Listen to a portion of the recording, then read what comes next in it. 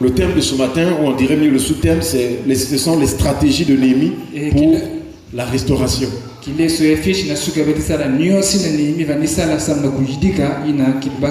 Nous avons rappelé dans la semaine que le livre d'Esdras et de Néhémie nous parle de la reconstruction, donc la restauration, le rétablissement.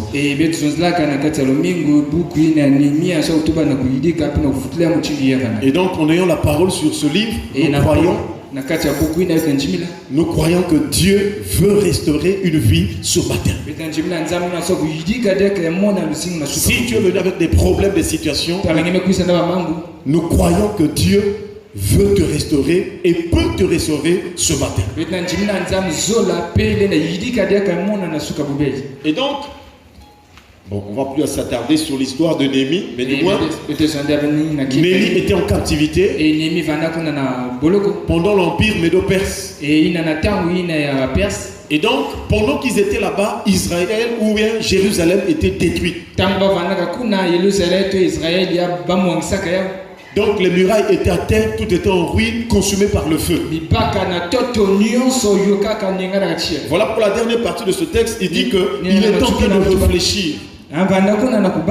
Les portes, voyant les portes consumées par le feu. Et toutes ces paroles concernent la ville de Jérusalem.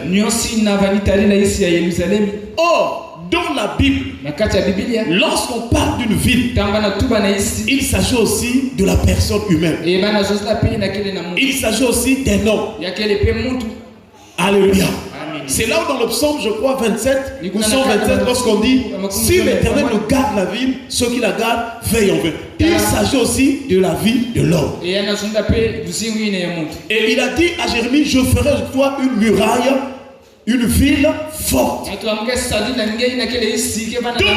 ville aussi, c'est l'image d'une personne. De la même manière que Jérusalem, la ville était détruite. Il y a des villes détruites. Il y a des villes ravagées par l'ennemi. Et ce matin, nous prions le Seigneur qu'il te restaure au nom de Jésus. Nous avons expliqué la semaine que la tentation, c'est aussi la tribulation. Parce que le dimanche passé, nous avons vu comment s'en sortir, comment vaincre les tentations. Quels sont les signes de la tentation et comment s'en sortir. Nous avons vu le doute, l'orgueil et la tromperie. Et nous sommes en train de voir comment s'en sortir. Comment être restauré. Et donc Israël, tenté par le diable, il était parti vers les Baals et les Astartés. Et cela lui a valu la destruction. Mais comme Dieu nous aime d'un amour éternel, même si ta vie est détruite, à cause de l'amour de Dieu, Dieu peut reprendre encore avec toi. Dieu peut te restaurer. Il peut te relever. Là où on s'est moqué de toi, là où on t'a rejeté, là où tu n'as plus de sens, selon les hommes, ce matin il y a une bonne nouvelle. Jésus est venu t'accorder la valeur. Voilà pourquoi il a pris à ta place. Il a pris ta condamnation. Il a pris tes péchés.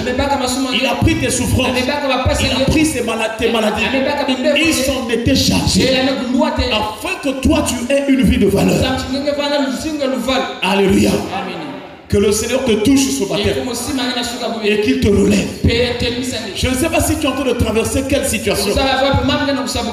Et nous voyons Néhémie au retour à Jérusalem. Pour ceux qui étaient la semaine, nous l'avons déjà détaillé. Première chose que Néhémie a fait dans ses stratégies, lorsqu'il est arrivé à Jérusalem, il est resté 3 jours. Est-ce qu'on va acclamer le Seigneur? 3 jours, Néhémie était là dans la prière. Nous avons expliqué ces 3 jours-là. C'est toute une œuvre de Jésus-Christ. Nous avons pris l'ordre dans l'Ancien Testament. Jonas était dans le ventre du poisson. 3 jours et 3 nuits. Et Jésus aussi est venu. Il a fait 3 jours pour nous délivrer.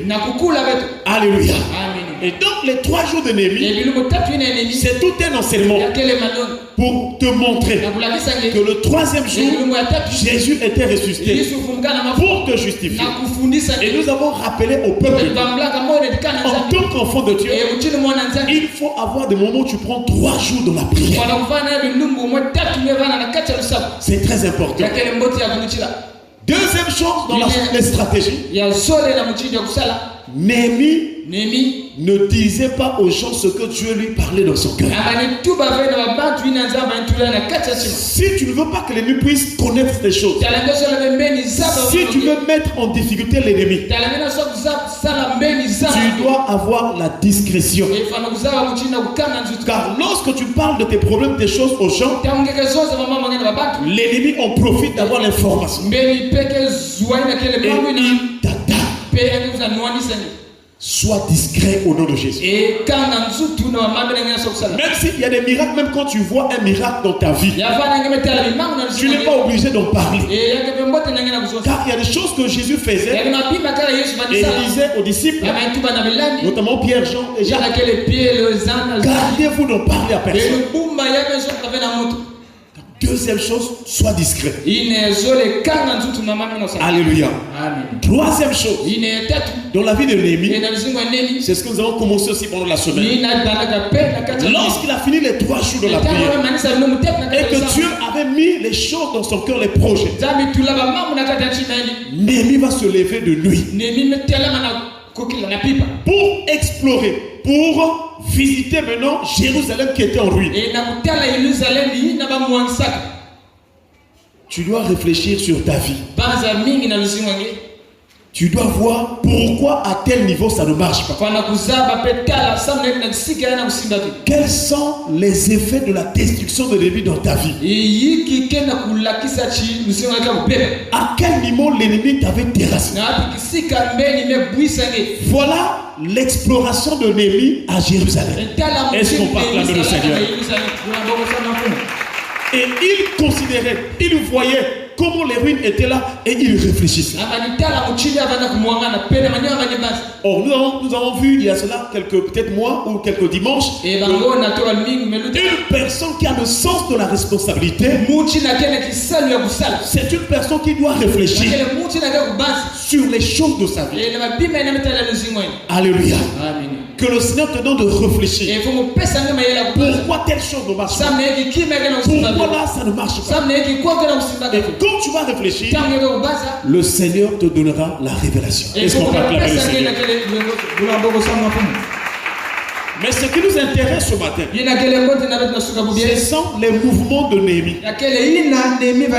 Nous voyons la deuxième partie de ce texte. Il dit, je sortis de nuit par la porte de la vallée. Donc, premier mouvement de Néhémie, il est allé vers la porte de la vallée. Nous sommes en train de voir ce que c'est que la vallée.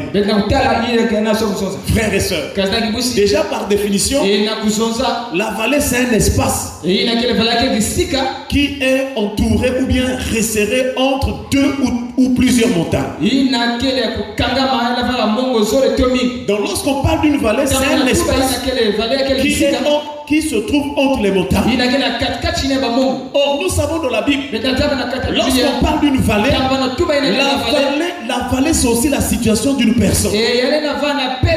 La condition de vie d'une personne peut typifier une vallée. La situation que traverse une personne peut typifier aussi une vallée. Et ce matin, nous aimerions te rassurer. Si tu traverses ta vallée, il y a un secours qui ne manque pas. Au temps de la détresse, le Dieu vivant est vrai. Il est capable de te donner la victoire, quelle que soit la vallée que tu traverses. Et quand Dieu te délivre la vallée, il te place sur la montagne. Est-ce qu'on peut acclamer le Seigneur? Que ta vie soit sur la montagne au nom de Jésus. Que Jésus te sorte de cette vallée en vainqueur au nom de Jésus. Et quels sont les types de vallées que nous sommes en train de voir? Le premier type de vallée, c'est la vallée des pleurs. Et nous avons rappelé aussi avec le prophète Esaïe. Dans Esaïe chapitre 2. Le prophète Esaïe nous a expliqué ce que c'est que les montagnes. La montagne ou les montagnes, c'est l'image des hommes orgueilleux et hautains. Il y a des gens dans leur vie rien ne marche parce que tout simplement il y a un orgueilleux, il y a un moqueur, il y a un méchant qui est là pour t'empêcher d'avancer.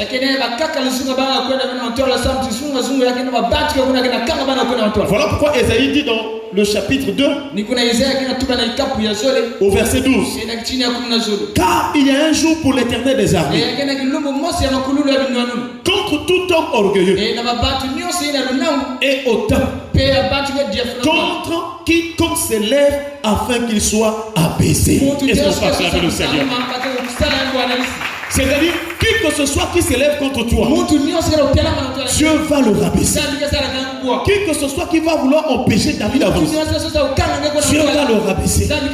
Lorsque Pharaon voulait s'opposer à la volonté de Dieu, en bloquant Israël, en empêchant Israël d'avancer, Dieu a manifesté sa puissance. Il a terrassé Pharaon. Que ce matin encore, Dieu terrasse tout obstacle devant toi. Que ce soit des démons, que ce soit des hommes méchants, que Dieu les terrasse, que Dieu les fasse tomber, que Dieu les fasse écrouler, que Dieu libère ta vie. Il y a une délivrance pour toi cette année au nom de Jésus. Alléluia. Quelle que soit la hauteur, la taille de ton ennemi,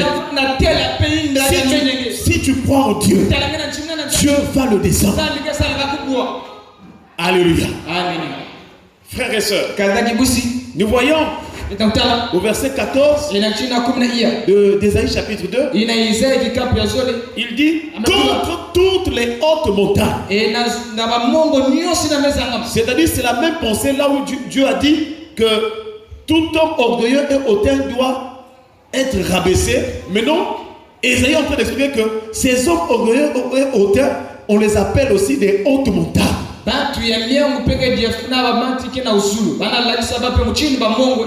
Or, pour traverser, pour passer une montagne, il faut escalader, il faut souffrir, il faut transpirer pour arriver au sommet de la montagne.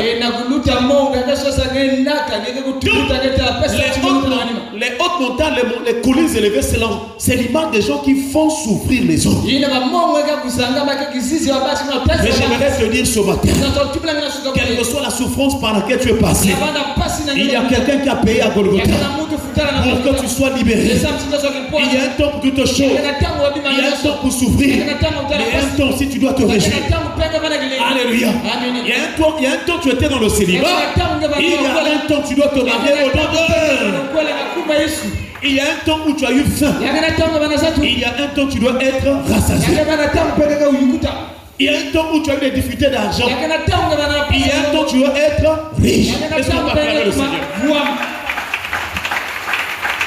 Si tu crois en Dieu, il va changer ta vie. Il va changer ta condition. Alléluia. Frères et sœurs, il y a un temps de la tristesse. Il y a un temps tu dois te réjouir. Alléluia. Et nous voyons donc la première vallée, c'est, nous sommes en train de dire ce qu'on a dit la semaine, réitérer parce que beaucoup n'étaient pas la semaine. Donc la première vallée que l'homme peut traverser dans sa vie, c'est la vallée des pleurs. Pleurer. À cause d'une situation, tu pleures. Frères et sœurs, qu'est-ce qui te fait pleurer? Nous prions le Seigneur que cette année, à partir de ce matin, que le Seigneur essuie tes larmes. Alléluia. Frères et sœurs, nous avons vu donc dans Psaume 84 verset 7, Dieu avait fait une promesse. Il a dit, lorsqu'il traverse la vallée de Baca, il la transforme en un lieu plein de sources, et la pluie la couvre de bénédictions. C'est une promesse pour toi et moi. Que s'il arrivait que tu traverses une situation qui te fait pleurer, Dieu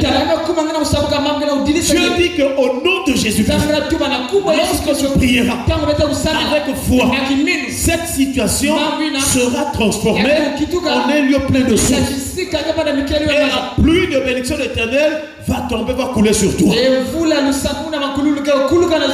Alléluia. Amen. Alléluia. Amen. Reçois ta bénédiction ce matin au nom de Jésus. Que ta maison soit bénie. Que ton travail soit béni. Que tes mains soient bénies. Que ton épouse soit bénie. Que ton mari soit béni. Que tes enfants soient bénis. Que toutes tes voies soient bénies au nom de Jésus. Il faut aimer la bénédiction. Il ne faut pas aimer la malédiction. Alléluia.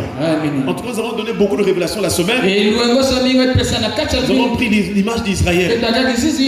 Lorsque Moïse était mort, Israël a pleuré. Et la Bible déclare que Israël, il a pleuré pendant 30 jours.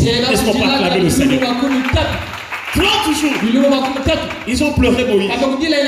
Et les jours de pleurs et de deuil arrivaient à leur terme. Or, nous avons compris que par révélation, les 30 jours signifiaient aussi quelque chose d'autre. Car en Israël, les 30 jours, c'était l'âge où un jeune homme ou une personne commençait le ministère. Donc les 30 jours nous rappellent. Les 30 jours rappellent aussi un ministère. Prophétiquement parlant, nous avons deux alliances. L'ancienne alliance et la nouvelle alliance. Dans l'ancienne alliance, il y a un seul prophète. Dans la nouvelle alliance, il y en a aussi un seul. Est-ce qu'on peut acclamer le Seigneur? Dans Deutéronome chapitre 18, je crois, à partir verset 15.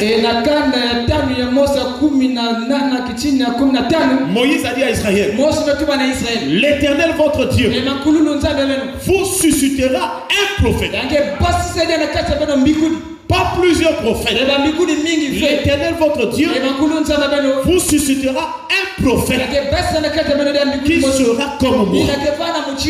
Là, il s'agit des prophètes de l'Alliance. Alléluia. Amen. Vous l'écouterez. Celui qui n'écoutera pas ce prophète sera retranché. Donc les 30 jours nous rappellent aussi le début du ministère de Jésus. Et Jésus a commencé son ministère à 30 ans. Alléluia. Amen. En tout cas, si on reste avec le nombre 30, on peut toucher encore quelque chose. Lorsqu'il était arrivé le temps de livrer Jésus, Satan était entré dans un homme. Cet homme s'appelle Judas Iscariote. Pour livrer Jésus, il est allé voir les principaux sacrificateurs. Il dit, que me donnerez-vous afin que je vous le livre? Les principaux sacrificateurs lui donnèrent 30 pièces d'argent. Est-ce qu'on peut acclamer le Seigneur? Et cet argent, on appelle cet argent le prix. Répète après moi, le prix. Or, Jésus était venu sur cette terre pour payer un prix. Et le prix de cet argent, c'était le prix du sang. Et cela nous rappelle, frères et sœurs, que Jésus devait payer de son sang pour nous délivrer. Alléluia. Amen. Frères et sœurs, la révélation de la parole est claire. Elle donne l'intelligence au saint.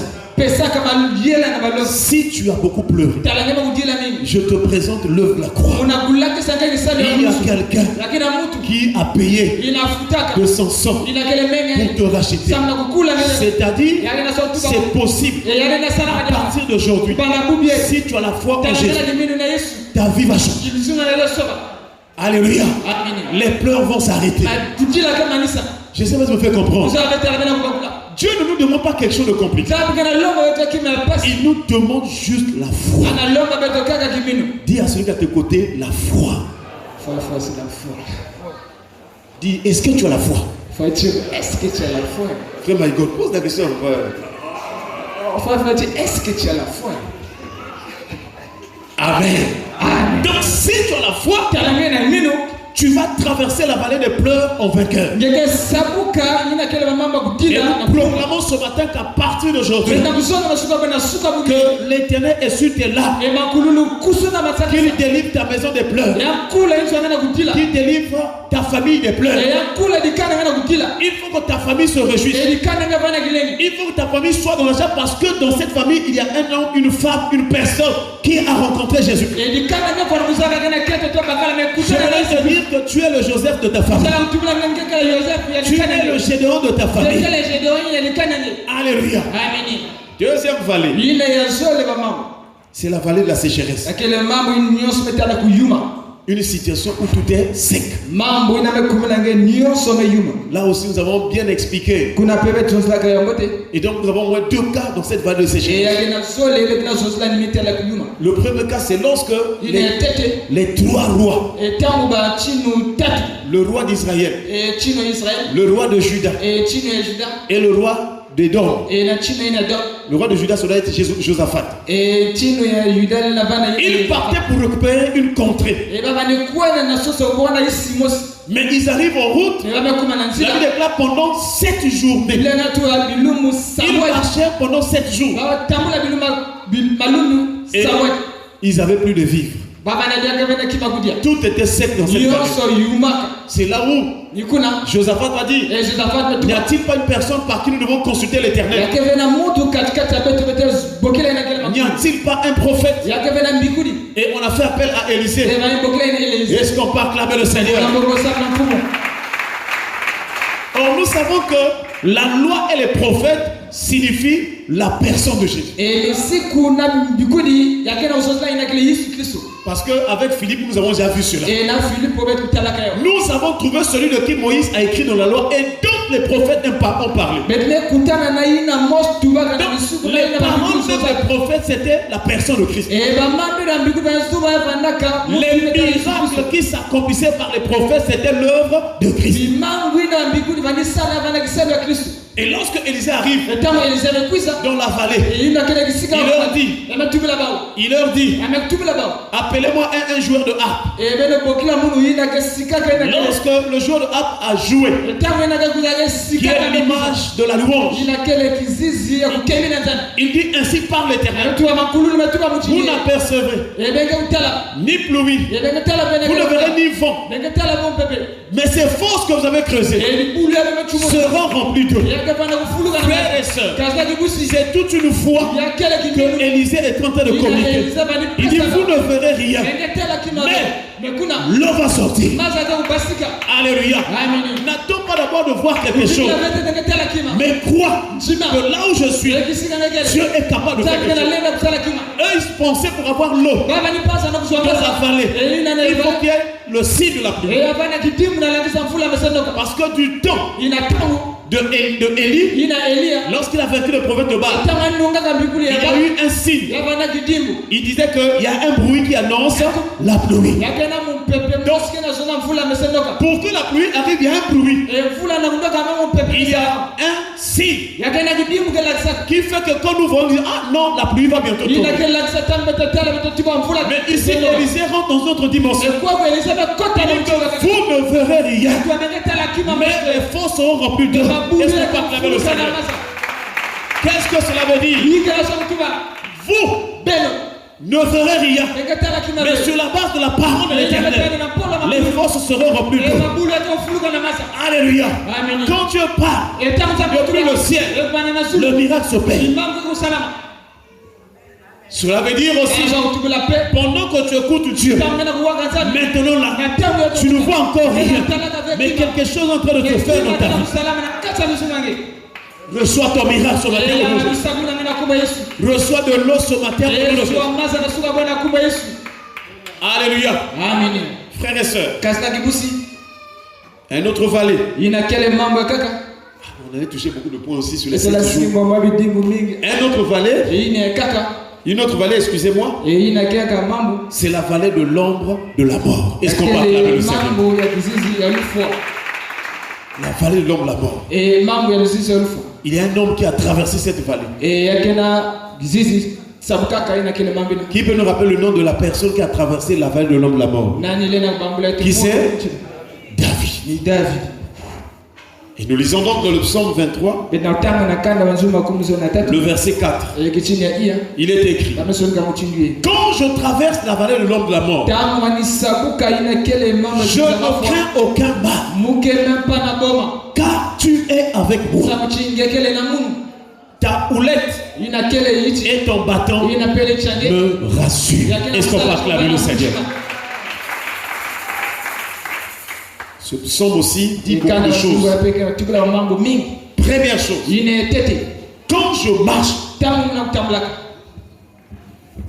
marche, donc la première chose, il faut comprendre que quand Jésus nous a sauvés, c'est pour marcher avec lui. Et ta vie est en marche avec lui.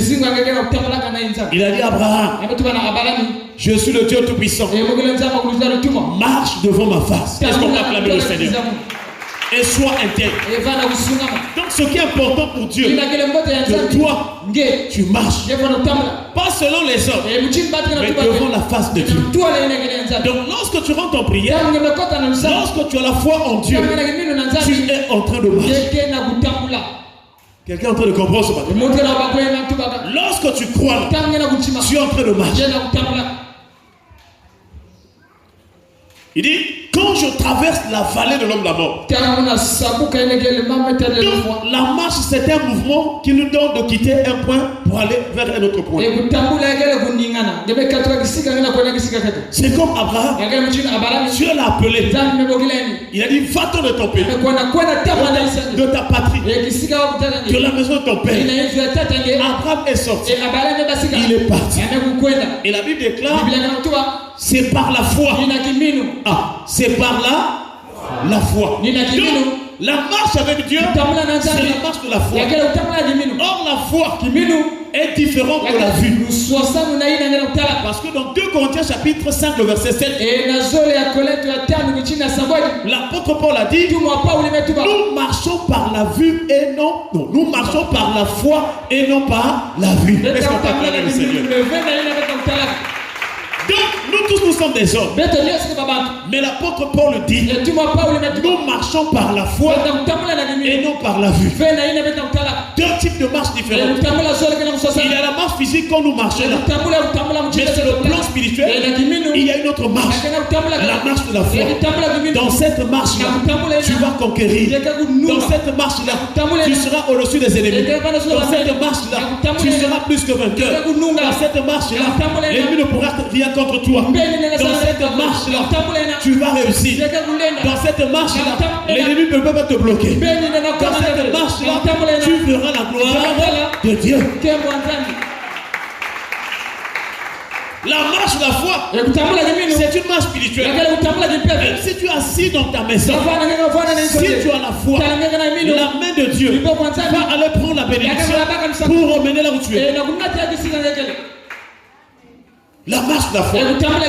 Même si quelque chose était bloqué au village, si tu as la foi, la main de Dieu ira dans ton village et va terrasser l'ennemi, va délivrer ta vie.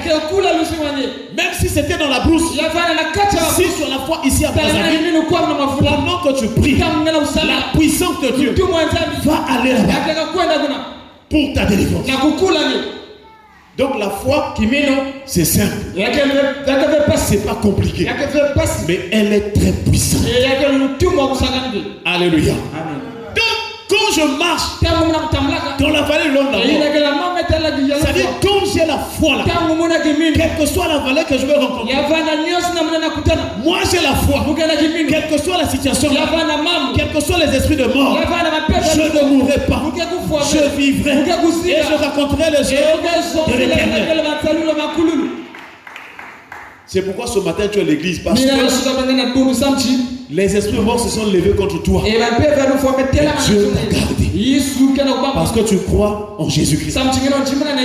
Il y a beaucoup de combats qui se passent dans ta vie. Mais tu es toujours là présent. Parce que pendant que ces combats arrivent, une autre personne se lève en ta faveur. Pendant que tu manges même sur la table, quand tu as la foi, il y a quelqu'un qui combat pour toi. L'Éternel des ailes. Alléluia. Amen.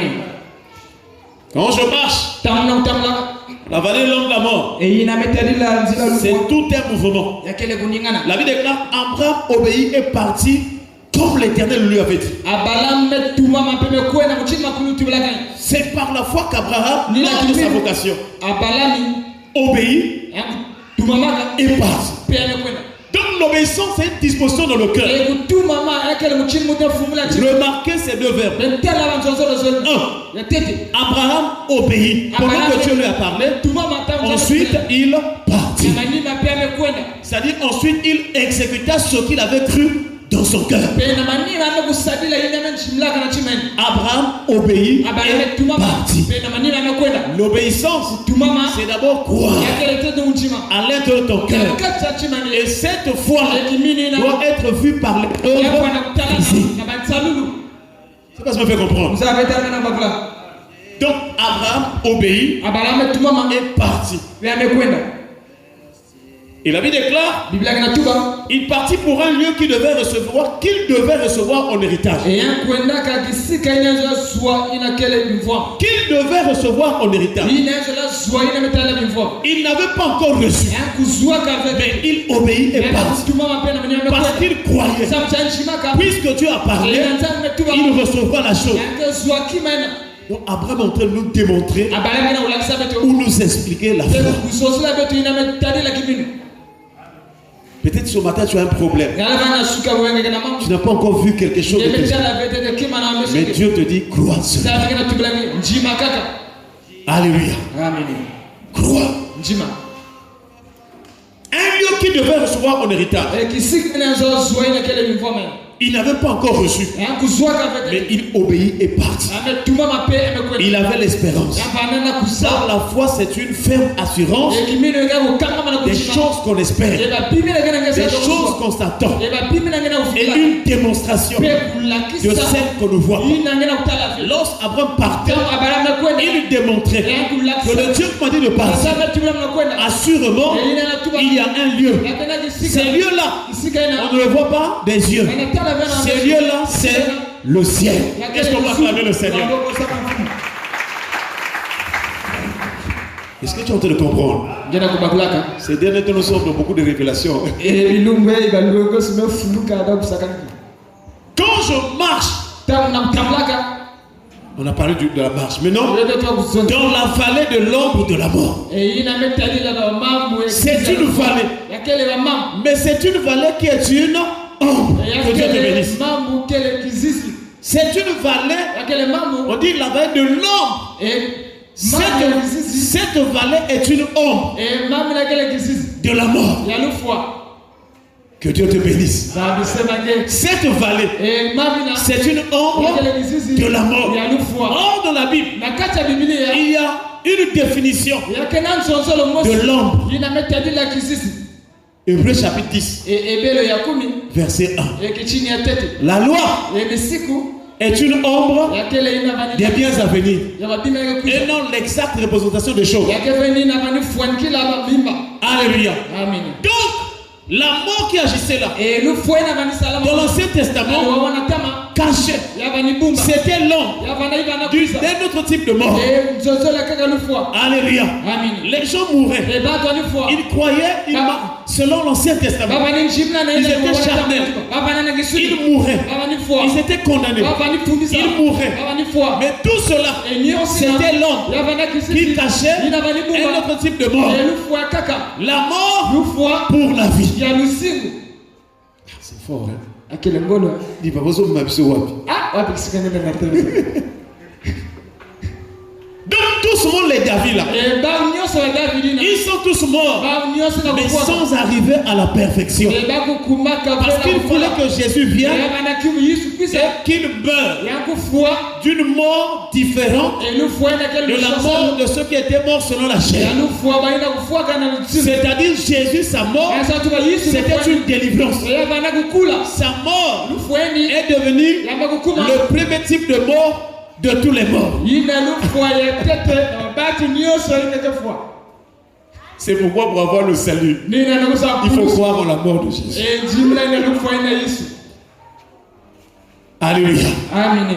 Donc, tous ces gens-là dans la foi, ils ont vécu dans l'ombre, afin que lorsque la lumière apparaît, que tous se réjouissent. Est-ce qu'on va acclamer le Seigneur? C'est-à-dire, puisque Jésus est venu mourir et que Jésus est la révélation, c'est à partir de la mort de Jésus et de sa résurrection que nous avons l'espérance que même si je meurs, même si David était mort, cette mort-là c'était une mort, mais la véritable mort c'est en Jésus. Et c'est là où, frères et sœurs, nous croyons que ceux qui meurent en Christ sont heureux. Alléluia. Amen. Quand je traverse la vallée de l'homme de la mort, je ne crains aucun mal. Je ne crains aucun mal, car tu es avec moi. La Bible déclare que David était un prophète. Ce qu'il disait, c'était toute une prophétie. Parce que David ne parlait pas de lui-même. Il présentait la personne de Christ. Donc même la traversée de sa mort, c'était une œuvre de Christ qui devait mourir et descendre dans les régions inférieures de la terre. Et le troisième jour, Jésus devait ressusciter. Alléluia. Amen. La pongi.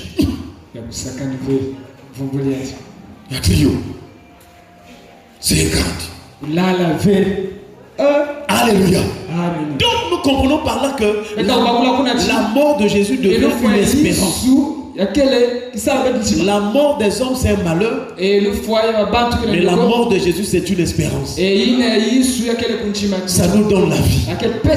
La mort de Jésus est la vie pour nous. Alléluia. Et c'est là où nous voyons, de la même manière que les Abraham ont obéi, Jésus aussi, pour arriver à la mort, il a obéi. Et c'est Paul qui rappelle cela, que Jésus a obéi jusqu'à la mort de la croix. Est-ce qu'on peut acclamer le Seigneur? C'est pourquoi Dieu l'a souverainement élevé, il a donné le nom qui est au-dessus de tout nom.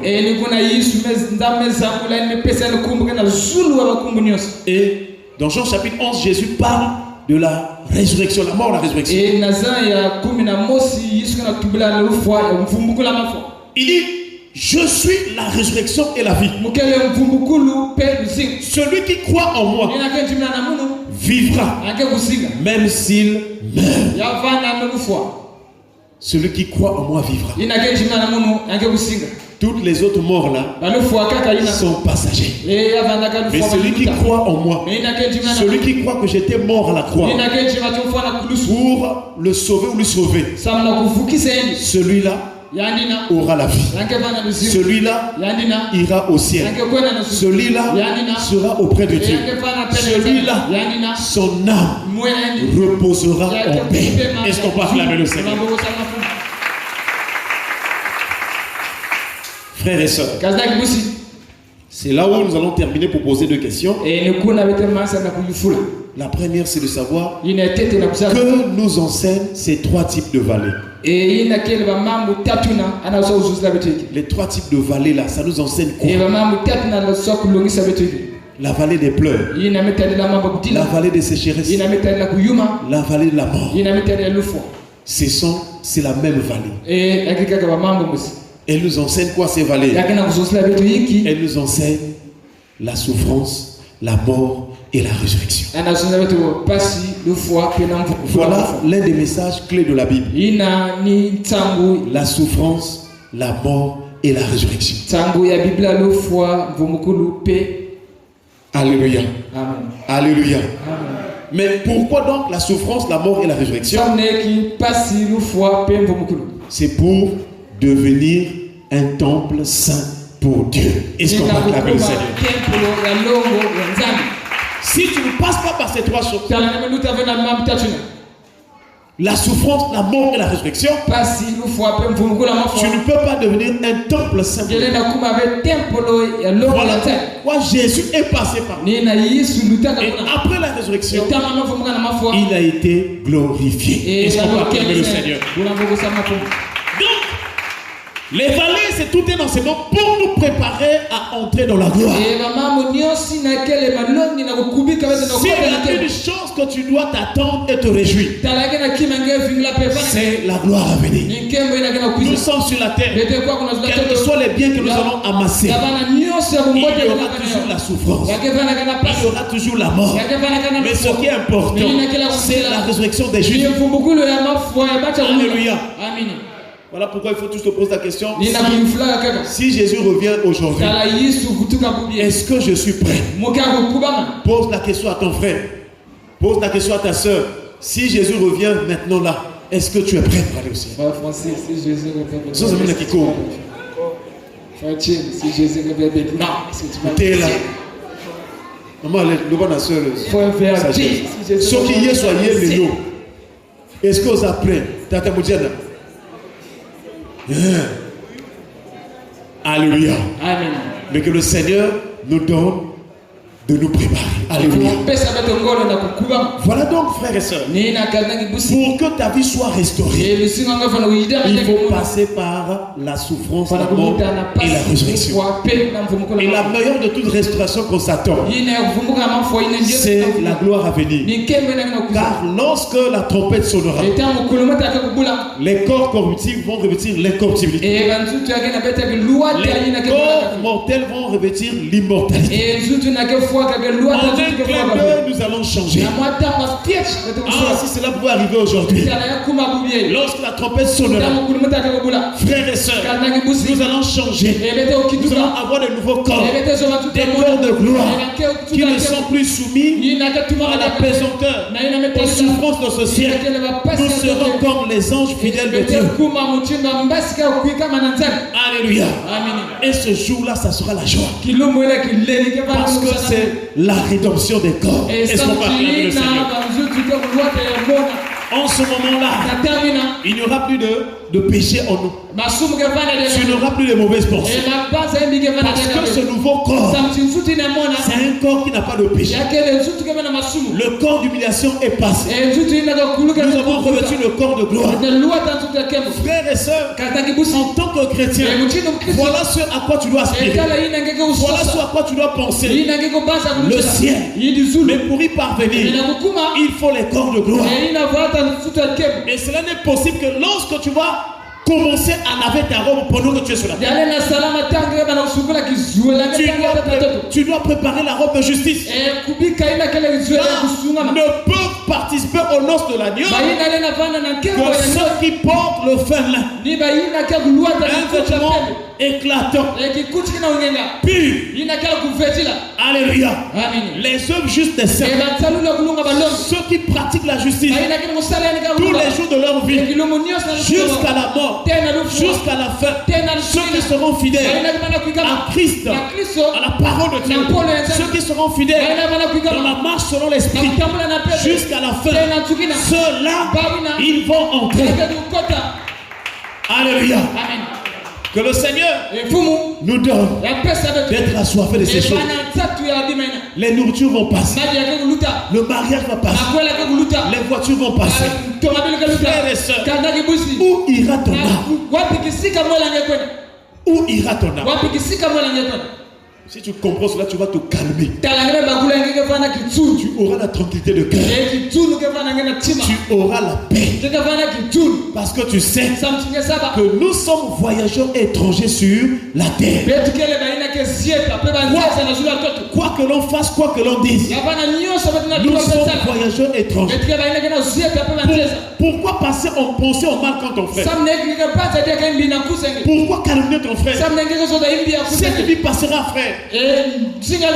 Pourquoi pratiquer la fraude? Cette vie passera. La terre passera. Cherche le ciel. Cherche le ciel.